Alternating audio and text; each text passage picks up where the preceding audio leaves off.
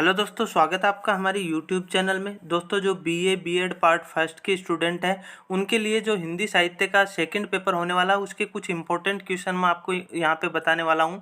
इससे पहले मैंने इसके जो फर्स्ट पार्ट के जो क्वेश्चन थे वो अपलोड कर दिया। अगर आपने उनको नहीं देखा है तो उसका लिंक आपको डिस्क्रिप्शन में मिल जाएगा, वहाँ जाके आप चेक कर सकते हो। इसके अलावा मैंने यहाँ पे कुछ इंपॉर्टेंट क्वेश्चन लिए हैं, जो आपके बुक से क्वेश्चन आने वाले हैं ना, उनको मैं यहाँ पे बताने वाला हूँ।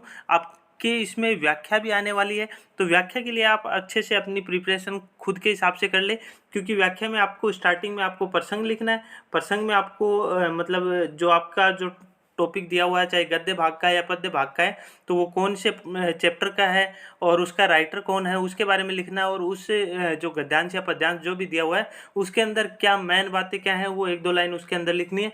उसके बाद व्याख्या में आपको पूरी तरह से उसको एक्सप्लेन करके लिखना है। और उसके बाद आपको जो विशेष है उसके अंदर भी एक दो बातें उसमें खास जो क्या बात थी वो आपको लिखनी है। तो इस तरह से आपको व्याख्या करनी है। उसके बाद जो कुछ इंपॉर्टेंट क्वेश्चन है वो यहाँ पे मैं बताने वाला हूँ, तो इनको आप देख सकते हो। इसमें देखो, पूछ की रात कहानी की समीक्षा करनी है। उसके बाद देखो सेकंड क्वेश्चन है, आकाशदीप कहानी की कथा तत्वों पर आधारित व्याख्या करनी है। उसके बाद देखो, जैनेंद्र की कहानियों में मनोविज्ञान का सूक्ष्म विश्लेषण होता है, पाजेब कहानी के आधार पर कथन की व्याख्या करनी है।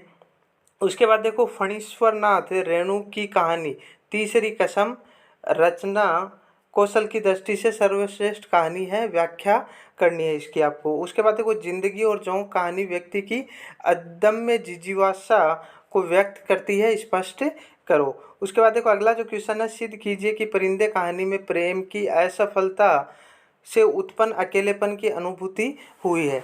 और इसके अलावा जैसे मान लो इन क्वेश्चनों की आपको पीडीएफ चाहिए तो डिस्क्रिप्शन में टेलीग्राम ग्रुप का, व्हाट्सएप ग्रुप का लिंक दिया हो, वहाँ जाके आप ज्वाइन कर सकते हो, वहाँ पे आपको इसकी पीडीएफ मिल जाएगी।